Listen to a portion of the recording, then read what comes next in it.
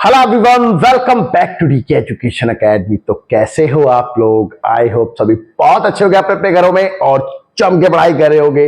मैं देव कुमार अपने तहे दिल से आपका स्वागत करता हूं आपके अपने चैनल डीके एजुकेशन एकेडमी में। तो बच्चों स्टार्ट करते हैं आज का लेक्चर, जिसमें हम करने वाले हैं solution of exercise 5.2 chapter 5 arithmetic progression. So far इसके 2 लेक्चर अपलोड कर दिए हैं, जिसको हमने 3 लेक्चर में कवर किया है। जिसमें हमने वेरी फर्स्ट उसमें लेक्चर में पार्ट में हमने क्या करा था, 1 to 7 क्वेश्चन किए थे और सेकंड पार्ट में हमने 7 to 14 किए थे। तो आज हमें 14 to 20 क्वेश्चन कवर करने हैं इसमें, है ना। तो स्टार्ट करते हैं और टाइम वेस्ट नहीं करते। तो बच्चों जैसा कि आप देख रहे हैं कि हम करम बैच में काफी एफर्ट डाल रहे हैं आपको पूरा सॉल्यूशन, मतलब एनसीईआरटी फुल एनसीईआरटी प्लस में एग्जाम्पलर भी करा रहे हैं। तो बच्चों ट्राई कीजिएगा आप भी हमारे साथ पूरा एफर्ट डालने के लिए। चलिए स्टार्ट करते हैं बच्चों। तो वेरी फर्स्ट क्वेश्चन आपकी स्क्रीन पे आता है अब, क्वेश्चन नंबर 15। ओके, तो कहता है वो for what value of n, यानी कि एन की किस वैल्यू के लिए, एन की किस वैल्यू के लिए, यानी question mark, are the nth term of the two APs this and this equal, यानी कि इन दोनों एपीज के एनएफ टर्म इक्वल हैं। ओके चलिए ठीक है, देखते हैं। तो भैया AP1 और AP2 पहले लिख लें। एक को AP1 मान लेते हैं, पहली वाले को, जो कि 63, 65, 67 dot dot dot and so on, है ना। ओके, और सेकंड एपी है, ठीक है, सेकंड एपी है बेटा 310, 17 डॉट डॉट डॉट। ओके, अब देखिए क्वेश्चन को अगर आप बहुत ध्यान से देखो तो ये एपी रिड्यूस हो रही है और ये एपी बढ़ रही है। तो हो सकता है कि ये बढ़ते बढ़ते बढ़ते और ये घटते घटते घटते समवेयर कहीं यहां पे पहुंचे और यहां पे दोनों टर्म सेम आ जाए, है ना। तो क्वेश्चन में यही बोला गया है कि इन दोनों के nth टर्म सेम हो जाते हैं n की किस वैल्यू के लिए। तो वो वैल्यू बताने किस पोजीशन पे आके सेम हो जाते हैं दोनों ही। तो क्वेश्चन तो आएगा, समझ में आ गया होगा। अब देखो करते कैसे हैं, करते कैसे हैं। तो n बताना है। अब देखेंगे भाई, देखेंगे according to the question, according to the question, देखिए an equal to tn by nth term of first AP और tn nth term of second AP. ऐसे लिख सकते हैं ना इसको?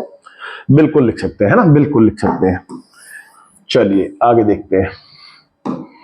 तो an का फॉर्मूला बेटा a plus n minus 1 into D, और Tn का फॉर्मूला भी same a plus n minus 1 into D. क्योंकि बेटा ये दो एपी अलग अलग है, इसलिए इसके पहले टर्म को कैपिटल ए से और इसके पहले टर्म को स्मॉल ए से डिनोट किया है। सिमिलरली इसके कॉमन डिफरेंस को small D, sorry capital D और इसके स्मॉल डी से डिनोट किया। इसमें कोई प्रॉब्लम तो नहीं है बेटा? ओके, आप चाहो तो यहाँ पे साइड में मेंशन कर सकते हो इस बात को, ठीक है। कैसे मेंशन करोगे? जैसे कि मैं इसके नीचे, ये रखो मैं अभी करके दिखा देता हूं आपको। इसको थोड़ा सा नीचे कर देता हूं पहले। देखो भाई, इस वाले एपी को का ए जो है वो 63 है और डी जो है वो दिस माइनस दिस करेंगे तो 2 आएगा। चेक कर लो, है ना भाई, 2 ही आ रहा है ना। 2 आ रहा है, 65 में 63 का। अब इसका देख लेते हैं, और इसके लिए हमने क्या बोला आपको, थोड़ा सा छोटा कर लेते हैं यार इसको, स्पेस की भी थोड़ी सी प्रॉब्लम पड़ रही है लग रहा है। ओके, अब देखो देखो भाई, इस वाले के लिए हमने a 3 और स्मॉल डी कितना, 10 में 3 गया तो 7। कुछ गड़बड़ नहीं लग रही क्या? 63, 65, 67, 3, 10, 17, नहीं यार, ना ना ना ना, ठीक है। एक्चुअली दोनों ही बढ़ रही हैं, एपी दोनों ही बढ़ रही हैं। बट इसकी स्पीड थोड़ी तेज है बढ़ने की, देखो इसकी स्पीड कम है, तो हो सकता है कि एक टाइम पे आके इसको बीट कर दे, है ना। ओके, मुझे लगा कि एक रिड्यूसिंग है और एक बढ़ रही है ना, बट ऐसा नहीं है, कोई बात नहीं। चलिए अब आगे की बात करते हैं क्वेश्चन में। देखो बेटा, ए की वैल्यू पुट कर रहे हैं, ए कितना है 63 plus n minus 1 into d, D कितना है 2, यहां पे ए कितना है बेटा 3 प्लस n माइनस 1 और डी है यहाँ पे 7, चेक कर लो, है ना। चलिए अब कैलकुलेशन करनी है और n निकालना है, यहां पे कर लें, ठीक है यहां पे करते हैं, तो चेंज कर देते हैं कलर को। ओके देखो 63 एज इट इज प्लस ये ब्रैकेट ओपन करो तो 2 से इंटू होके 2n बनेगा, और ये वैसे यार एक तरफ कर ले, लाइक टर्म छोड़ो, लाइक टर्म एक तरफ कर लेते हैं। देखो भाई 63 और 3 एक तरफ कर लेते हैं, 63 और 3, ओके। और यहां पे कितना है बेटा राइट हैंड साइड में n minus 1 7, n minus 1 into 7, और लेफ्ट हैंड साइड में n माइनस 1 इंटू 2, तो इधर जाएगा माइनस का हो जाएगा n माइनस 1 इंटू 2। अब देखो 63 माइनस 3 करेंगे 60 आ गया, और यहां पे देखो 7 n माइनस 1 में से 2 n माइनस 1 गया तो 5 n माइनस 1 बचेगा भाई, चेक कर लो भाई, ऑब्वियस सी बात है 7 आम में से 2 आम को घटाओगे तो 5 आम ही तो पाओगे, और 5 से इसको काट सकते हो 12 टाइम्स में। अब ये माइनस 1 इधर आके प्लस 1 हो जाएगा, तो 12 प्लस 1 इक्वल टू n, तो it implies n equal to कितना आ गया बेटा 13 आ गया, चेक कर लो n की वैल्यू 13 आ गई 13, ओके। तो 13वां टर्म इन दोनों का ऐसा है कि दोनों सेम आ रहे होंगे, आपको चेक करूं, देखो चेक कराता हूं, 13वां टर्म मैं आपको निकाल के दिखाता हूं दोनों एपी का, और आप देखो सेम आ जाएगा। पहले पहली वाली एपी का बात करते हैं 13वें टर्म की, तो a प्लस 12d बेटा, तो देखो a कितना है, पहले वाली एपी की बात कर रहा हूं 63 प्लस 12 इंटू डी की वैल्यू कितनी है 2, ओके। तो देखो 63 प्लस 12 दूनी 24, तो 4 3 7 और 6 2 8, 87 आ रहा है। अब मैं दूसरी वाली एपी का निकालता हूं 13वां टर्म, और आप देखो सेम आ जाएगा, also a13 equal to a plus 12d। देखो a की वैल्यू दूसरी एपी में 3 थी, प्लस 7 सॉरी 7 नहीं 12 इंटू डी की वैल्यू कितनी थी 7, तो देखो 3 एज इट इज, 12 7 84 84, 84 और 3 करेंगे तो 87 भाई, 4 3 7, और चेक करो 87 यहाँ पे भी 87 यहाँ पे भी, है ना, दोनों एपी का 13 टर्म सेम, और यही तो क्वेश्चन में बोला गया था। चलो भाई इसको तो आप हटा दो, है ना, कंफ्यूज मत हो जाना इसकी वजह से, ओके। आपका क्वेश्चन का सॉल्यूशन ये है, चलिए आगे चलते हैं। तो देखते हैं बच्चों क्वेश्चन नंबर 16, और ये क्वेश्चन है बहुत ही भोला, और इस भोले से क्वेश्चन को हम करते हैं फटाफट से, है ना। कहता है determine the AP whose third term is 16, आपने एपी निकालनी है। देखिए भाई required AP, required AP, required AP standard form क्या होती है, a plus d, a plus 2d, a plus 3d and so on, ठीक है भाई, ओके। कहता है कि हुज थर्ड टर्म इज 16, जिसका तीसरा टर्म 16 है, and the seventh term exceed the fifth term by 12।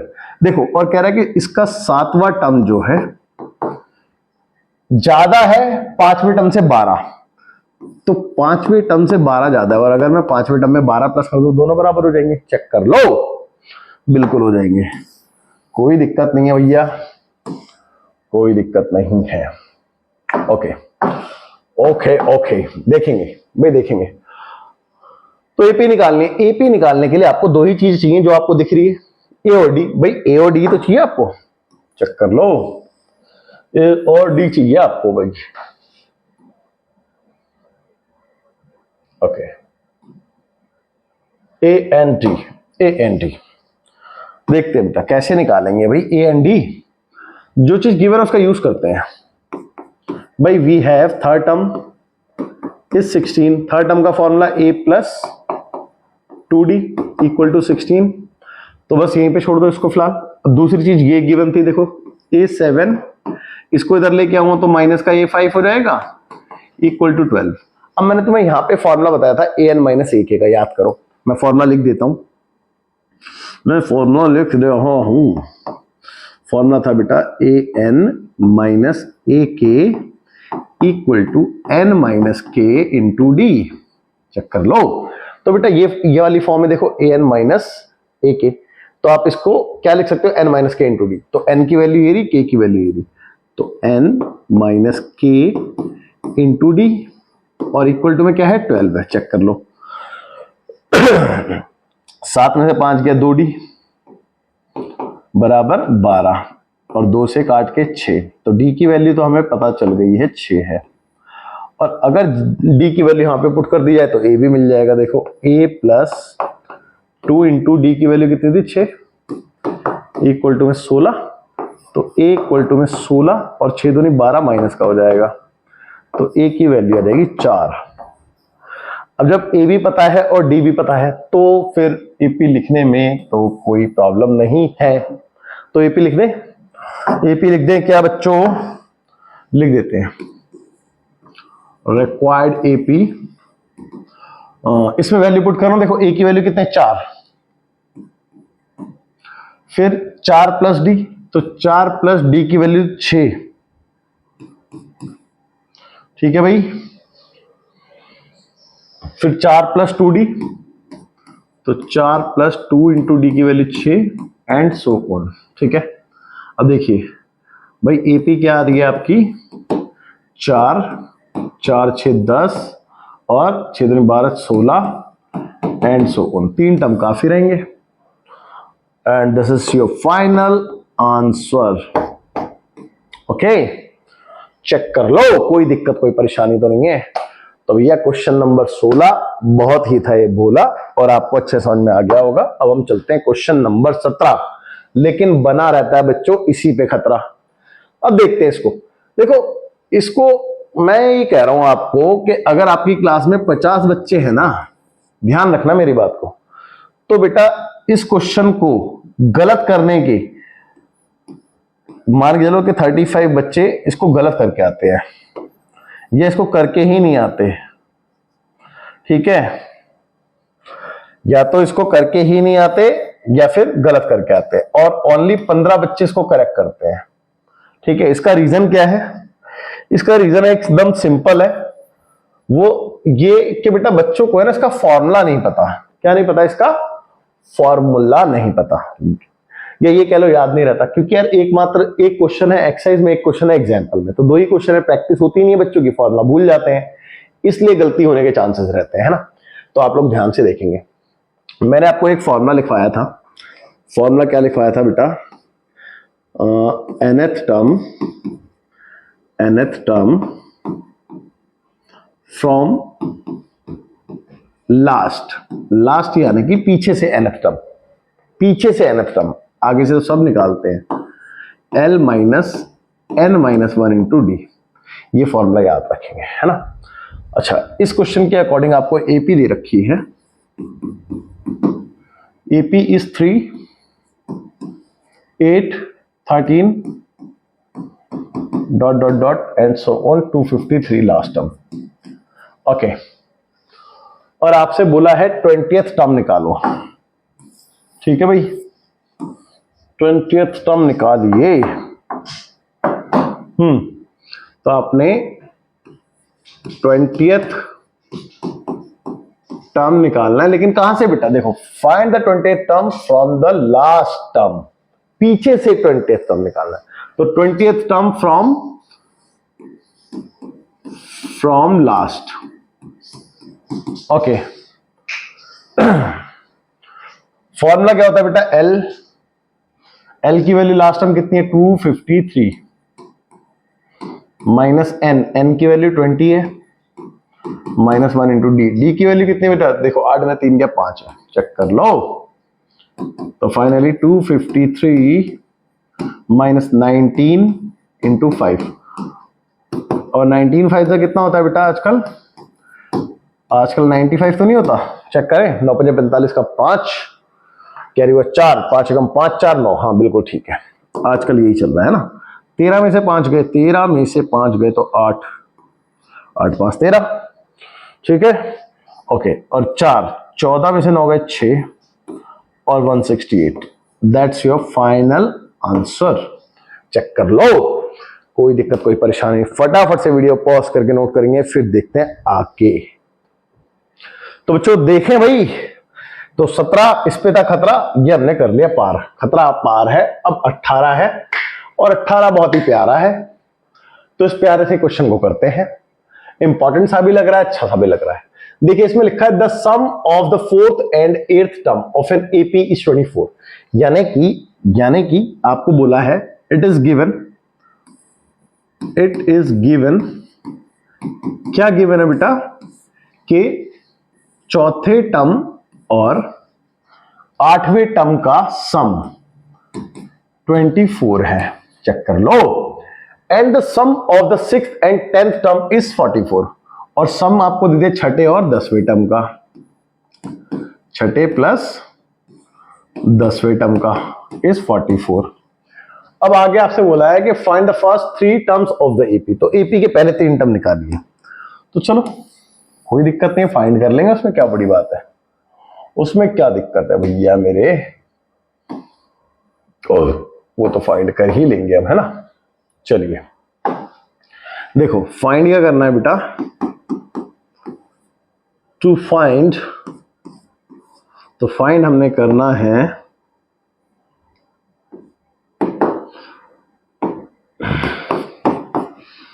ए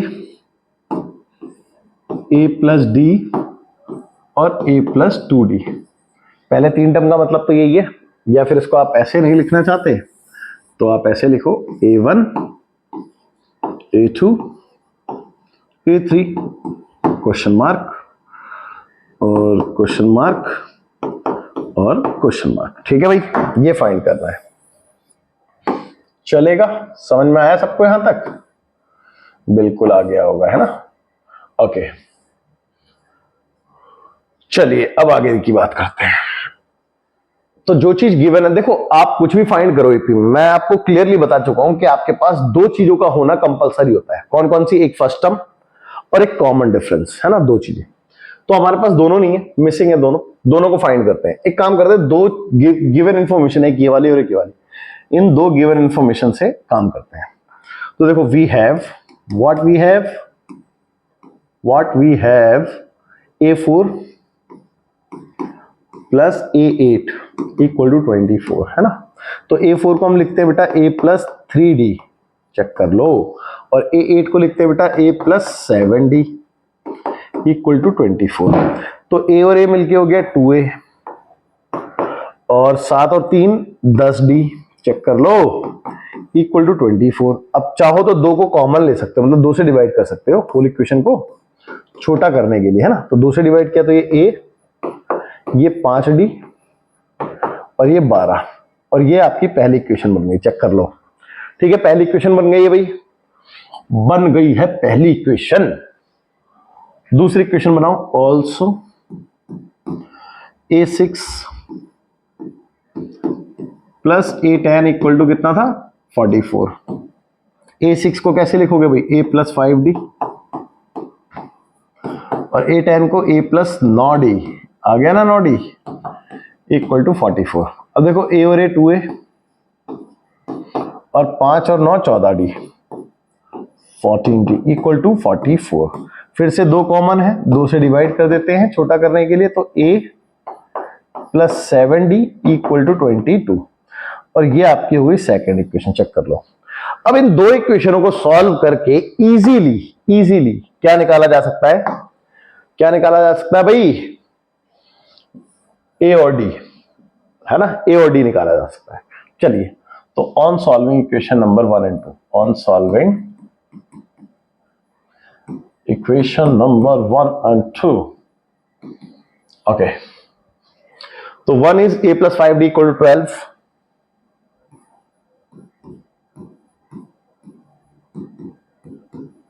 और other is a plus 7d equal to 22। Check कर लो, साइन चेंज, साइन बदलिंग, तो सारे माइनस के हो जाएंगे, ये कैंसिल। 7 में से 5 गया तो माइनस का 2d आ गया भाई, एक्चुअल 5 में से 7 गया, ठीक है। और इन दोनों को माइनस करेंगे तो माइनस का 10 आएगा। और एक सेकेंड, माइनस के 10 में से माइनस और 2 से 5 टाइम्स में ये भी कैंसिल, तो d will be equal to 5। भाई d तो मिल गया आपको। अब a निकाल लो, पुटिंग कर दो पहली इक्वेशन में। तो from equation number first, from equation number first, और equation number first is a plus 5d equal to 12। तो a प्लस 5 इंटू डी की वैल्यू देखो, चेक करो 5 है, इक्वल टू 12। तो देखो a इक्वल टू 12 और 5 5 से 25, माइनस का हो जाएगा इधर आके। तो a की वैल्यू चेक करो भाई, माइनस 13। भाई 25 में से 12 गया तो माइनस का 13 बचेगा नहीं बचेगा? चेक कर लो, बिल्कुल बचेगा। अब निकालना क्या था? निकालना क्या था बच्चों, मेरे बच्चों, निकालना क्या था भाई? आपसे मांगा गया था पहला, दूसरा, तीसरा टर्म। तो पहला टर्म तो ये खुद ही है। नाउ a1 यानी कि a यानी कि कितना, -13, ठीक है। अब a2 कितना है भाई? a प्लस डी, तो a कितना है? a -13 और d प्लस का 5, तो 13 में से 5 गए तो माइनस का 8 बचेगा, है ना। और a3 a प्लस 2d। अब देखो a -13 प्लस 2 इंटू डी की वैल्यू 5, तो 10, माइनस का 3 बचेगा, चेक कर लो। और दीज आर आंसर्स। भाई यही तो आपके आंसर्स हैं। कोई दिक्कत, कोई परेशानी है क्या किसी को? अगर है तो बता दे भाई। मेरे हिसाब से दिक्कत तो नहीं होनी चाहिए, दिक्कतें तो नहीं होंगी, बट फिर भी अगर आप लोगों को किसी को दिक्कत लग रही है तो ठीक है भाई। अगर आप लोगों में से किसी को भी दिक्कत लग रही है, तो बच्चों ये क्या है? ये आपका आंसर होगा, है ना, ठीक है। पहले 3 टर्म निकालने को बोला था एपी के, पहला, दूसरा, तीसरा, हमने निकाल दिया है। अगर एपी मांगी होती तो डॉट डॉट डॉट इसके आगे लगा देते, बस सिंपल। चलो आगे देखते हैं, आगे अगला देखो, सुब्बा राव। देखो भाई, सुब्बा राव भाई साहब की बात समझते हैं, और सुब्बा राव जी क्या कहना चाह रहे हैं इस बात को भी बखूबी समझते हैं। कहते हैं कि Subba Rao started work in 1995। भैया सुब्बा राव जी ने 1995 में वर्क स्टार्ट किया, ठीक है। यहां पे इन्होंने वर्क स्टार्ट किया at an annual salary of ₹5,000। तब इनकी सालाना सैलरी 5,000 रुपया थी, ओके। फिर कहते हैं and received an increment of ₹200 each year. और इनको हर साल एक 200 रुपए का इंक्रीमेंट मिला, यानी कि जब 96 में ये पहुंचे तो इनकी सैलरी हो गई 5,200 रुपए। फिर जब ये 97 में पहुंचे तो इनकी सैलरी हो गई 5,400 रुपए। समझ रहे हो ना बात को? और 98 में 5,600 एंड सो ऑन, इसी तरीके से चल रही है बेटा। अब आगे आपसे बोला गया है कहता है in which year did his income reach ₹7,000। तो मतलब कौन से साल में इनकी इनकम जो है वो 7,000 रुपए पहुंच जाएगी, 7,000 रुपए पहुंच जाएगी। तो मतलब मुझे इसकी पोजीशन निकालनी है, और उसकी पोजीशन से फिर मेरे को नंबर ऑफ ईयर में चेक करना पड़ेगा, है ना। चलिए, तो क्वेश्चन तो बिल्कुल सिंपल नजर आ रहा है देखने में। क्वेश्चन को तो देख के लग रहा है कि हाँ भाई कोई दिक्कत नहीं है, ठीक है। अब देखो एपी बन रही है, इनकी जो सैलरी है वो क्या है? एपी है, ठीक है। मैं हिंट दे रहा हूं इसमें, है तो एपी है। तो मैंने क्या करा, लेट कर लिया हमेशा की तरह nth टर्म को 7000, क्योंकि मेरे को उसकी पोजीशन निकालनी है। तो फॉर्मूला क्या होता है बेटा, a plus n minus 1 into d equal to 7000। a की वैल्यू कितनी है, a की वैल्यू है 5000, चेक कर लो। n minus 1 into d, d की वैल्यू 200 रुपए, भाई 200 रुपए का गैप चल रहा है, ओके, इक्वल टू 7000। ठीक है, वे 5000 उधर जाके माइनस करा देते हैं, तो n minus 1 which is equal to 7000 minus 5000 करेंगे तो 2000 लिख दो डायरेक्ट, और ये 200 डिवाइड में आ जाएगा, भाई 200 इंटू में से डिवाइड में आ जाएगा, तो 2 0 से 2 0, और ये आ गया 10, 2 कम 2, तो n इक्वल टू भाई प्लस 1 हो जाएगा तो 11, और 11 भाई एक एक साल का चल रहा है ना गैप, तो 11वें साल में इसकी इनकम जो है वो 7000 रुपए पहुंचेगी। अब हमें ऐसे नहीं बताना 11वें साल में पहुंचेगी, हमें ये बताना कि 11वें साल में इसकी पोजीशन क्या होगी, कौन सा, मतलब 11वें साल में कौन सा ईयर चल रहा होगा, है ना। तो देखो 98, वैसे तो हम यहां से भी 11 बटन निकाल सकते हैं, इसमें भी कोई प्रॉब्लम नहीं है। देखो ना, एक एक का गैप चल रहा है, आप चाहो तो यहां से भी 11वां साल निकाल दो, 11 बटन निकाल दो। देखो चलो निकाल ही लेते हैं, ठीक है, निकाल ही लेते हैं, ठीक है, निकाल ही लेते हैं। तो देखो अगर मैं यहां से निकालता हूं 11वां साल, तो T11 लिख दो इसको, formula a plus 10d, a की वैल्यू कितनी है 1995, है ना, 1995 प्लस 10 इंटू डी की वैल्यू कितनी है 1, भाई एक एक साल का गैप चल रहा है, देखो चेक कर लो। तो 1995 और ये कितना हो गया 10, और ये हो गया 19। अब देखो इन दोनों को प्लस करने का मतलब, मेरी बात को समझना, ये रफ काम है, ऐसे नहीं करना आपने। आप 1995 में 10 जोड़ोगे तो क्या आएगा, 1995 में 10 ऐड करोगे तो 5 0 0 2005 आएगा। तो 2005 में इनकी जो सैलरी का पैकेज है वो कितना हो जाएगा बेटा, 7000 रुपया हो जाएगा 2005 में, चेक कर लो। ठीक है, 2005 में इनकी सैलरी का पैकेज कितना हो जाएगा बेटा, कितना हो जाएगा भाई, 7000 रुपये हो जाएगा। ठीक है, तो हमसे क्या पूछा था, इन विच ईयर, कौन से साल में इनकी इनकम 7000 रुपये होगी। तो इन 2005 हिज सैलरी इज ₹7000। ओके, कोई दिक्कत कोई परेशानी। अब लास्ट क्वेश्चन रह गया बेटा, लास्ट क्वेश्चन, उसको और देखते हैं फटाफट से। हाँ, रामकली, देखो ये रामकली, इजी है, हिंट दूंगा इसमें भी है। कहते हैं कि Ramkali save ₹5 in the first week, पहले ही सप्ताह में रामकली ने 5 रुपए सेव करे। ठीक है, first week of a year, okay, and then increased her weekly saving by ₹1.75, और हर हफ्ता, हर सप्ताह में ये अपनी वीकली सेविंग को बढ़ा रही है इतने से, मतलब इसने 5 रुपए तो पहले सप्ताह में सेव किए, उसके दूसरे वीक में इतने बढ़ा दिया, यानी कि 5 और 6 रुपए 75 पैसे हो गए बेटा, समझना बात को।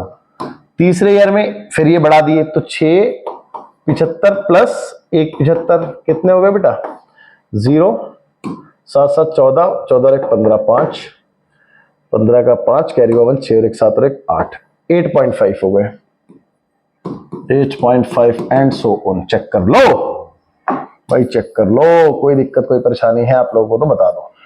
ठीक है, आगे क्या कहते हैं, if in the nth week रहा होगा कोई सा, हर वीकली सेविंग बिकम ₹, इतना, तो इसने किसी nth वीक में अपनी वीकली सेविंग को बढ़ा के कितना कर लिया था, ₹20.75 कर लिया। तो फाइंड n, वो nth वीक, तो मतलब हमें इसकी पोजीशन निकालनी है। क्वेश्चन बिल्कुल सिंपल है, और ये क्या बन रही है, ये बेटा एक एपी तो बन रही है, क्योंकि एक नंबर में एक फिक्स नंबर ऐड होके तो अगले नंबर आए हैं।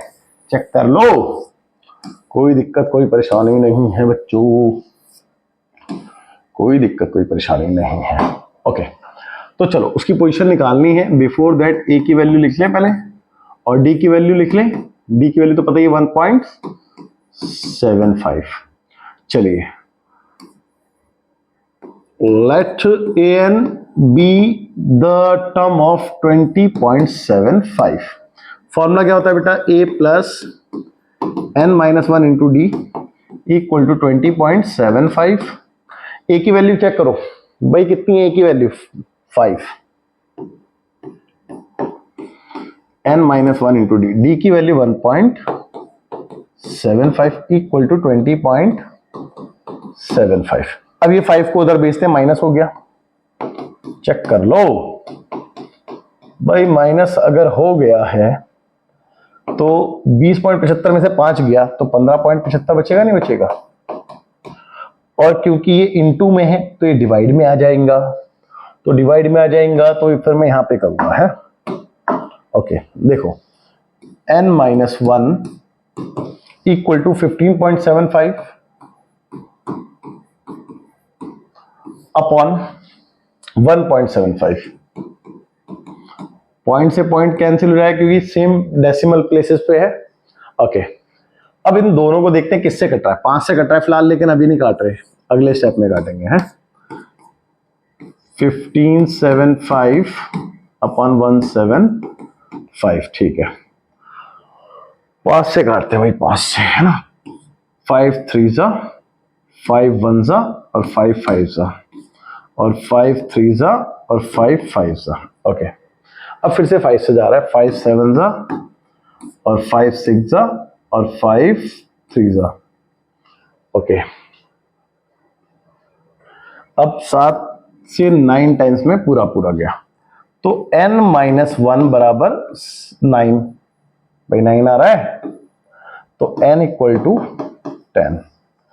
तो 10th वीक में ये अपनी सेविंग कितनी कर लेगी बेटा, 20.75 कर लेगी।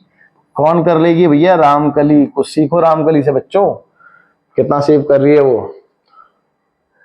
अब आप कहोगे सर कहाँ सेव कर रही है, 1.75 सेव करती है, हम तो एक दिन में 10 रुपए उड़ा देते हैं, 20 रुपए उड़ा देते हैं, 100 रुपए उड़ा देते हैं।